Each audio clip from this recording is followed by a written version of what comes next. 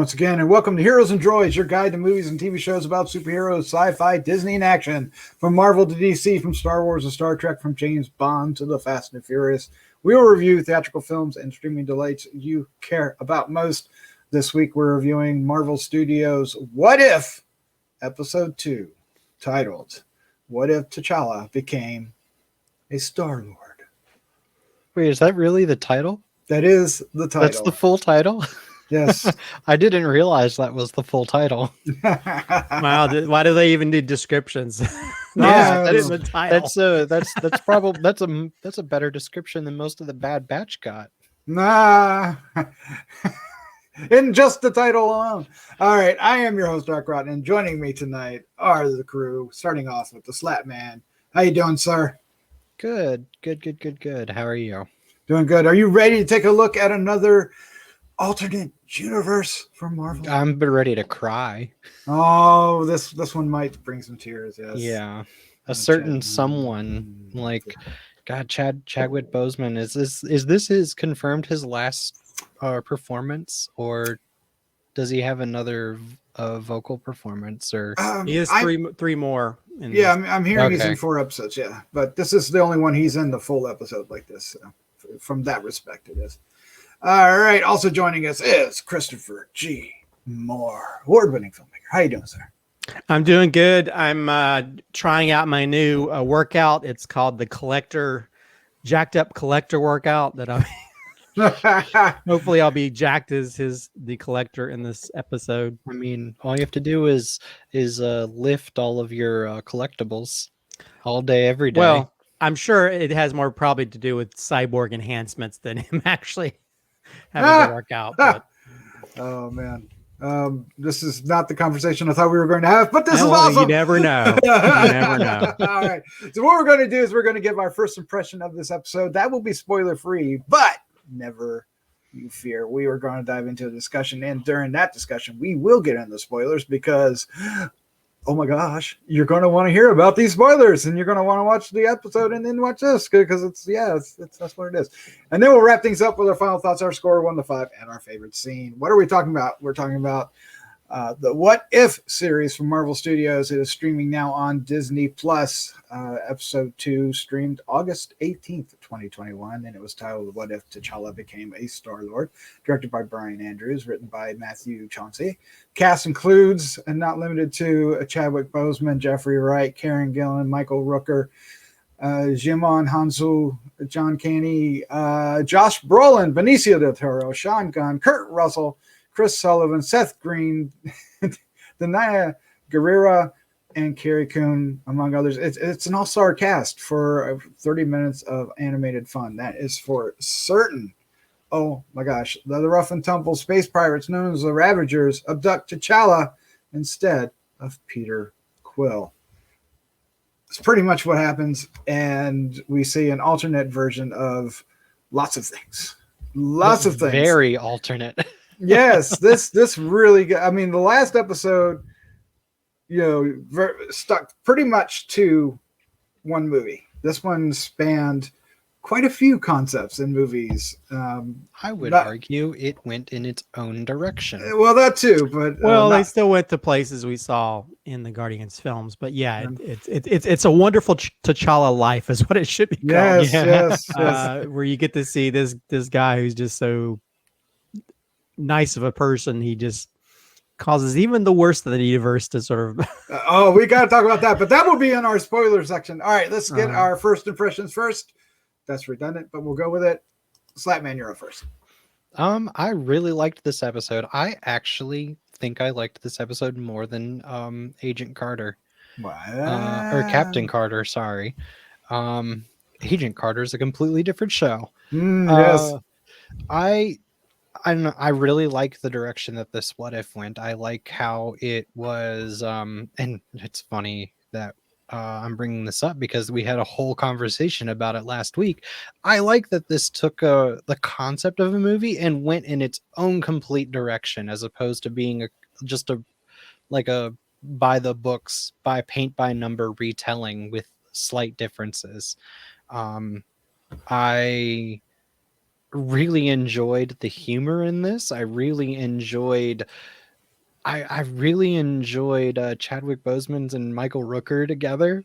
Yes, That's not something I ever thought that I would get to see in a MCU series, but here we are, and I think it works really well. And oh man, Josh Brolin is fantastic in this episode. He might be the highlight outside of one other scene that involves a certain Guardian of the Galaxy. Okay. All right. And not a duck. Okay. Fine. Oh, I mean, the duck part was pretty good too, but I was never really attached to Howard the Duck. You're not a Howard the Duck fan. All right. No, I'm not. That's fine. It's an acquired taste, right? All right. Also joining us, of course, I already said that. But what is your first impression of this episode 2? Oh, do we need to go down a different variation strain of time? That was the Nexus event right there. Yes, I know. That's yeah.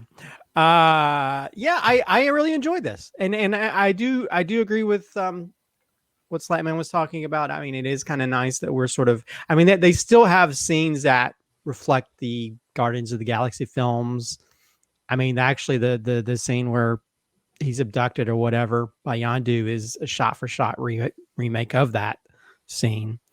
And we do have one, without being too spoilery, this is the very beginning, but we do see him also like the very opening scene of Guardians of the Galaxy. We sort of see a variation of that, but beyond that, it sort of takes its own little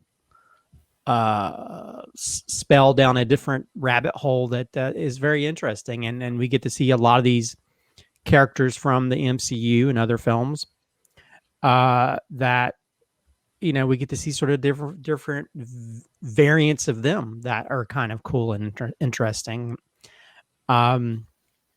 And yeah, there's a lot of humor. I never knew the certain words you could use in a joke would be humorous. So yeah, I liked it. I mean, I also think that in some ways it's a little bit, it's almost so out there. It feels like more of a fever dream or an interesting dream than a reality. So I don't know. It just seems kind of crazy that a lot of these characters are such changed versions, but at the same time, I mean, there's a lot of, it is kind of cool to see I've already sort of spoiled a little bit, but we see Swole Collector that you see in the trailer. So I'm not giving anything away, but instead of Swole Carter, we got Swole Collector. So evidently maybe every episode there's a Swole character. Maybe we'll see Swole. Don't do it. Don't do it. Don't do it. Don't do it. Let's hope we have a crossover to Mandalorian, so we see Swole Grogu. But yeah, I really enjoyed it. Smash. Yeah, I mean, but it gets really fun. There's definitely probably a million Easter eggs in this episode compared to Carter, but just based on the collector alone, you realize he is a real collector of stuff that actually time-wise doesn't make sense if you look at the timeline, which, I could give you a few things if we want a breakdown of Easter eggs, but yeah, I really enjoyed it. It's a really humorous, fun episode. And it's also, I do, it is kind of sad to see Chadwick, but it's also good to see Chadwick that we have this sort of going away present with his character, because you get to see his character is such a positive character in this sort of negative universe. It's kind of nice to see that good character in this kind of episode and how being a good character can influence the people around you, to where a lot of these characters and other variants are much more ill or mean or fulfill their desires for genocide, but less so in this universe. So yeah, I really enjoyed it. Yes. It's we could say it's far more efficient. Wow. I had a blast with this. This really is a lot of fun. What's a lot of fun is just seeing how a different person in the same role creates all these different outcomes just by being the person who they are, right? Because T'Challa being who T'Challa is, as opposed to Peter Quill, it just, all these, you know, characters end up making different choices because of him. And that is fascinating. You know, there's all these, it creates these arcs that aren't necessarily in the story itself, but because of our knowledge going into it, they're there, which, you know, this show is dependent on. I think that's the one thing this show has to struggle with, is that it's relying that, you know, all the references that, you know, are being in here, because the story is so quick and so fast paced and so condensed. If you didn't have this ancillary knowledge, I would imagine you would struggle with it. But at the same time, it's beautifully rendered. It has a great story. It has a great, you know, there's a plan. You know, there's all kinds of twists. Ocean's 11-esque Yes, plan too. And everybody, you can hear the fun in everybody's voice. Everybody's voice, you can hear it, and there are many voices. And like you said, Chadwick Boseman and Michael Rooker together are, man, that I did not expect that. They really work off each other so very well. It was quite good. I liked it. Yeah, you realize that T'Challa, his influence on Yondu is that he doesn't need as much of a dental plan anymore, considering he has all of his teeth. Yeah, this time around. Yeah, that's true. That's one of the many things. Yes, let's get into Didn't spoilers. they make a joke about that in the episode? Yeah, too? yeah, they talked about Yes. You keep doing that, you're gonna knock your teeth out or something. Yep. Let's get into spoilers here, because they start right out of course.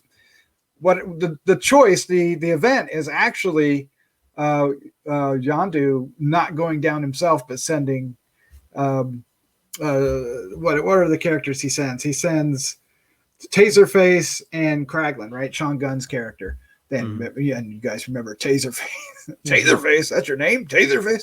Anyway, so they go down. Of course, they bungle it and they get the wrong person. They get, you know, they find a person that fits the bill, but not the description, and getting T'Challa. So once that happens, everything is set into motion in a totally different way. And wow, okay. We got to start here because it's on my mind, and if I don't say it right now, I'm going to explode. The biggest surprise in here is Josh Brolin as Thanos, because he's part of the Ravagers. He's not. You know, he's mad, but he's not the mad god. He's more like a Hulk version of him, where he's part of the team. And, you know, because he does the Hulk thing where I'm always mad. But anyway, it was just a fun interpretation of this character that I have never seen in this way. I don't know if they've ever done him this way in the comics, but I was so surprised by this. So surprised to see him in this light, and I loved it. I love that alone. Yeah, and on top of that, we got some. It was great that we got to have some Josh Brolin and Karen Gillan interactions, but without them trying to kill each other. Yes, and of course she's still got hair. She's human. She's not human, but she's flesh and blood. Yeah, she's. Well, she still has that thing over her eye. All right. But yeah, she's more woman than machine. Yeah, and she's got long tresses of hair. Yes. And calling Star-Lord Cha-Cha. Flirting with him. I don't know. And then even at the very end, the stinger at the end when we get Kurt Russell showing up as Ego again, it was just great. It was just great. And Jeffrey Wright's tag is even though it seemed great, it might spell the end of the universe. Well, I know.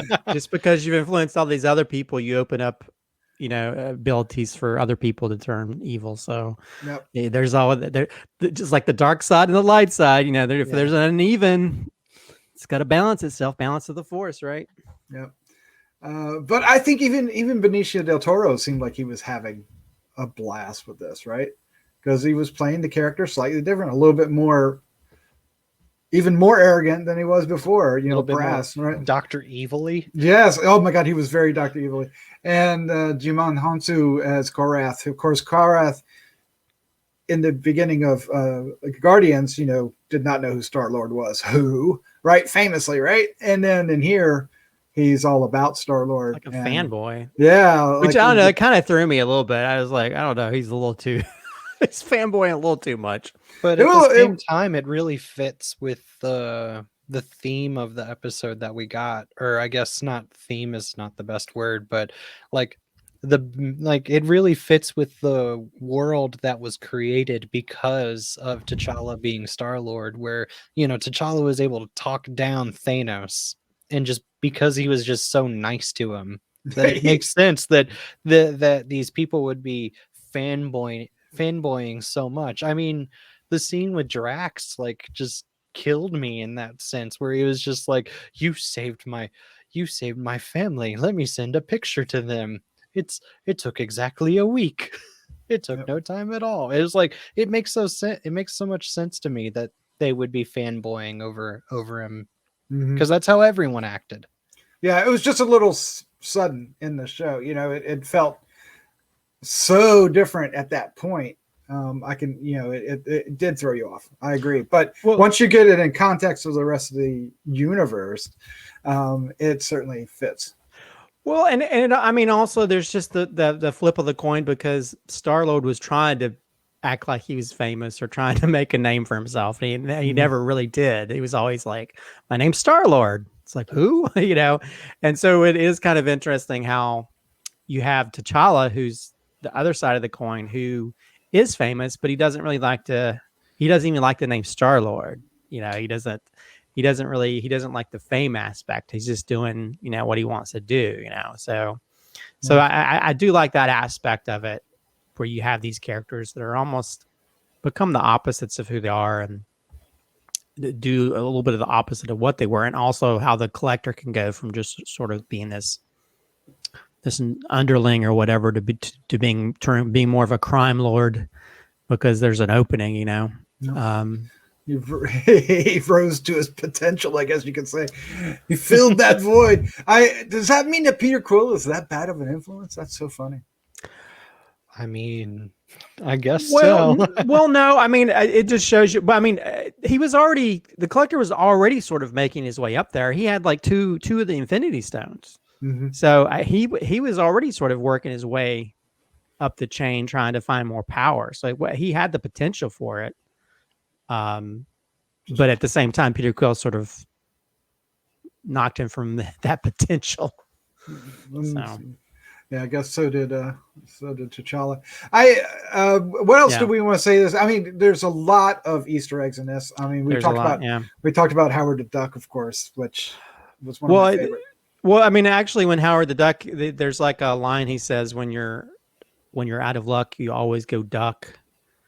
And it actually, he's rephrasing a similar line he used in Guardians of the Galaxy, which was something similar, like something you're out of luck until you've gone duck, when he's talking to the girl. So yeah, you have that.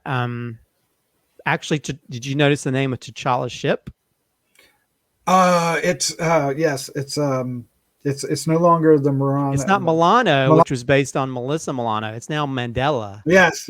So it's interesting how you have these two characters. They're each influenced by totally different things. You know, Peter Quill is influenced by his junk growing up, falling in love with Melissa Milano, and then, you know, Nelson, you know, of course, T'Challa he's one of his idols is going to be Nelson Mandela. See what else? Also, the Thanos Nebula connection. There's like a joke where they, are you her daughter or something, like, I'm adopted or whatever. That adopted joke actually comes from both Thor and Loki. They've each have said that in different MCU films. So also the bar, you know, the bar that Howard that goes to, and there's a robot bartender. That's the same robot bartender from Sakaar Bar in Thor Ragnarok. Oh, So that's a reference to that. And of course, if you saw that you saw like the ship garage, and there's all those ships. Yes, I know there's a special one in there. Well, yeah. Of course, we got the Commodore ship, the pleasure craft the Grandmaster drove around. There's two other ships from actually Thor Ragnarok from the Grandmasters.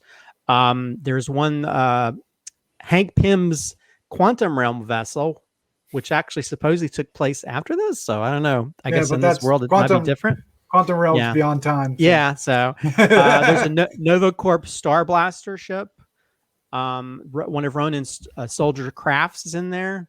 And also, there's supposedly, I guess it can be, some people have said either way, there could be like an X-Wing up in the left top part. So just go look. Which could be just a fanboy recreation. It could be. It's not the actual... Had one of the videos that said that it didn't have like the right things on it, so I don't know. It's not the perfect X-wing. Also, when the collector, he has this big hand thing, and he says it's the arm of a terribly chatted Cronin. Does he have Korg's arm? Did he chop Korg's arm? This guy has Korg's arm. Oh my gosh, poor Korg in this universe.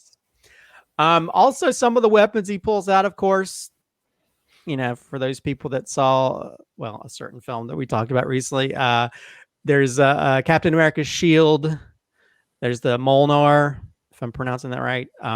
There's a dagger forged in dark matter from the Dark Elves. Probably Malekith's dagger. Yes. If I'm pronouncing that right. Of course, we have Hela's headpiece, which he does the little head thing that she does in the movie. Thor Ragnarok.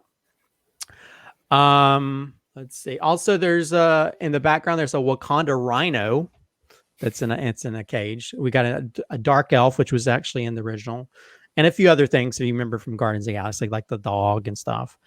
Cosmo. Yeah. Also, the Black Order is running security. And they're the Black Order, if you remember them from Infinity and Endgame. Yep.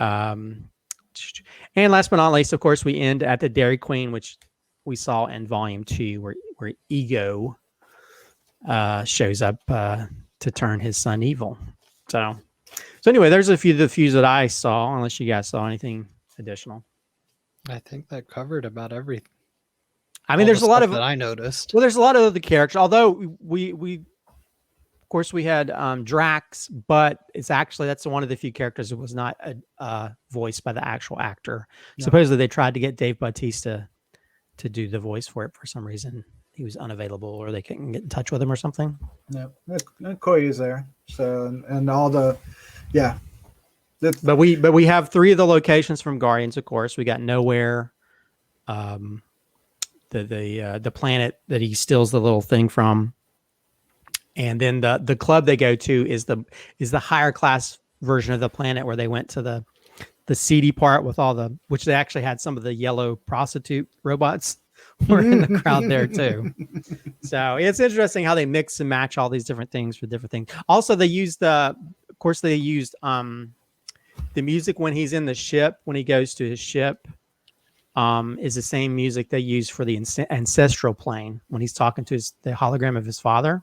Oh, they use that same music. Of course, they use drums, the same kind of drums throughout some of the action scenes they used in Black Panther, but also they use like a jazzy type music when Nebula is telling her plan, which actually goes back to the jazzy music they used in the Ant-Man films when the guy tells the story. Oh, really? And they go through the stories. Wow. They played the similar type jazzy music, which seemed to be influenced by that. So anyway, nice. That's cool. Yes, it's a lot of fun, and I think it shows the promise of this series. Of course, with all the changes and with all the Easter eggs, it's great to be a Marvel fan and watch these. Let's go ahead and wrap this up with our final thoughts, our score 1 to 5, and our favorite scene. And of course, if you're hanging out here still, we want to thank you for being here and listening to this review. We hope you enjoyed this and many others that we have on the site. And if you'd like to help us out, hit the subscribe button down below or share with a friend. Hit the bell if you want to be reminded. And of course, leave some comments. We'd love to hear what you think of this episode. All right, let's do this. Our final thoughts, our score, and favorite scene. Slattman, you are up first. I really liked it. I really liked that we got an episode centered around Chadwick. And I think it's a great send off because it sounds like it sounded like he had so much fun voicing it. Even though the story is out there, it's such a happy story too. Like everyone gets a happy ending except for the collector, which, you know, that kind of seems justified. But even Thanos got a happy ending. Yeah, Thanos got a happy ending with his daughter, and just it just made me smile. It made me laugh and made me smile. And it makes me really excited for what's to come because I feel like this really shows the potential, like you said, this shows the potential of the show, and it shows how creative these writers are at coming up with alternate stories, which is just fantastic. And it makes me really, I'm very excited for what's to come. Yeah, be a great time in the writer's room, that's for sure. Yeah. Speaking of the writer's room, I read that apparently one of the stories that they threw out there for that they wanted to use for Guardians of the Galaxy, they were told no because that is a key thing that they're implementing into Guardians 3. Yep.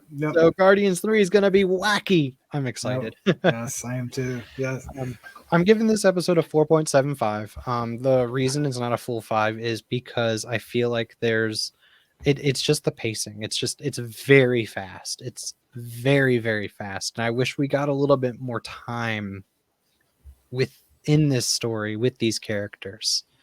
But you know, if you're condensing a 2.5 hour movie into 30 minutes with major changes, I guess there's not much else that you can do. And my favorite scene, I'm gonna cheat and I'm gonna pick 2 scenes. You cheater! The first scene is the scene with Drax. I loved that. I thought that was so funny and so deserving too, because it's just like of all the characters that's been like perpetually sad, I feel like throughout the entire MCU it's been Drax, and to see that that in this timeline his wife and child are still around, but he's still the same Drax. So it was like it was exactly 7 days. Like just that just made me smile. And then my second favorite scene is every time that they bring up it sounds like genocide with the Thanos. Just every excuse that he comes up with, some would call it efficient, you know. Be done in a snap. Yeah. I loved those moments. Oh man. All right, Christopher G. Moore, you're up next. What is your final thoughts, your score, and favorite thing? I personally thought they ran that joke into the ground, but it was funny a few times. I think this is definitely a fun episode. I think the one thing I came away with after watching this is like, oh man, I really wish we could see Chadwick again in future Black Panther films. But you know, we'll get to see other stories. I mean, they just announced today Ironheart that they're making, that Disney's Plus series, is going to be part of the Black Panther film. So that's could be cool to be a whole new Wakanda forever. Yeah. Wakanda, be some really cool stuff happening in that. It's a fun episode. I think it feels very, this definitely feels like the Loki variants or all these weird variants of these characters that we're so used to seeing.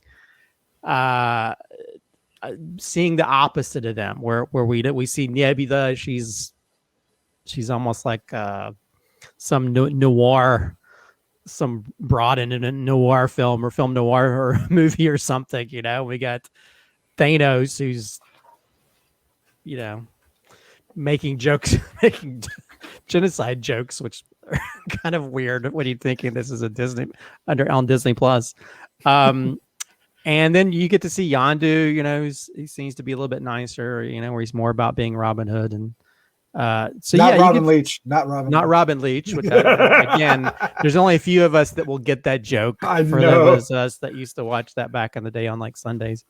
But yeah, and I think I'm more into sort of seeing where we can sort of take these type of stories where we can still have that connection to how maybe those characters were in that original universe or how the story's played out. But this one, it has a lot of fun. I mean, I love Swole Collector. I really wish we could see that in a live action movie.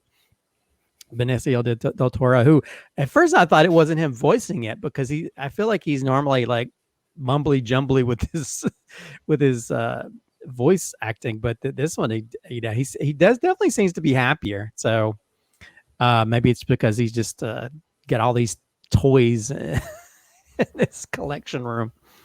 But yeah, it's a really fun. It goes from like being like the Guardians and then goes into Space Ocean's 11 to all kinds of sort of cool action type stuff. I mean, that collector fight scene is almost like a video game fight scene where you just keep pulling out all these weapons or something. But yeah, overall, I think it's a really fun episode. I'll give it a 4.5 out of 5. I think it's great to see Chadwick Boseman back because and luckily we have just a few more episodes of his last performances. But I think it's because it's such an out there concept. There was times where like, I don't know, this seems more like story wise it'd be kind of cool to have these characters like that as opposed to like, it doesn't make sense why his character would want to go off into this ship with these weirdos, and be so willing. It almost seems like this is the kind of kid you might not want to have if he's that okay to take off with strangers for no reason. I don't know. That was the only thing I was like, oh no. Hopefully no kids would watch this. Hey, I'm going to go off with this guy in the white van. But hopefully not. I went off on a weird tangent. And my favorite scene it's the collector fight. Nice. I like the collector's fight. I like when he's like, he thinks he's, he thinks he's a badass because he's got all these different weapons he's stolen from everywhere. I mean, there's like, I think even Ronin's hammer is somewhere there too. I mean, it's like everything from the MCU is in there. I'm surprised they didn't have a lightsaber or something as well. That probably is somewhere. Probably.